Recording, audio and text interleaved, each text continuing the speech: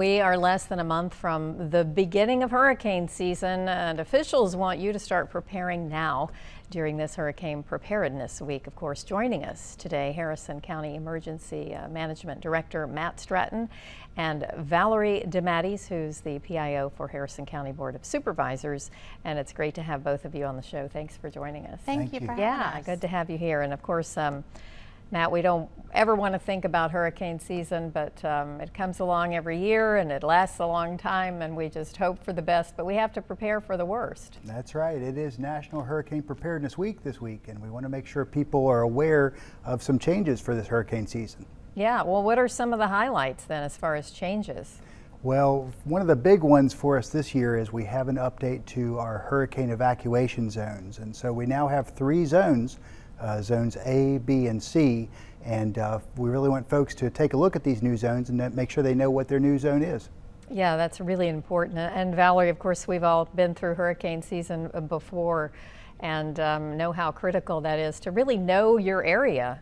And know, I mean, we're looking at a map right now. You really need to know what your potential is so that you know what your risk is. Exactly. And one of the great things is you can go on our website and plug in your address and it will tell you what zone you're in.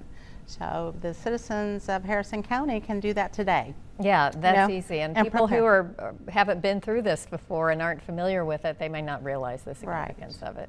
So that's what we're trying to get across to people today. It's important to have a supply kit. I mean, and 72 hours is generally the length of time you need to prepare to be on your own in case you get stranded and emergency workers can't get to you. So you need to have things like your medicine supply. That's very important if you need medicines. And what are some other things? That's right. We do recommend at least 3 days worth of supplies for every member of the household. And when it comes to medication, we recommend 2 weeks supply for that. And you know, this is the time now to prepare to gather your emergency supplies, make sure you have them ready so that they can get you through while stores and restaurants could be closed till we can get those open again.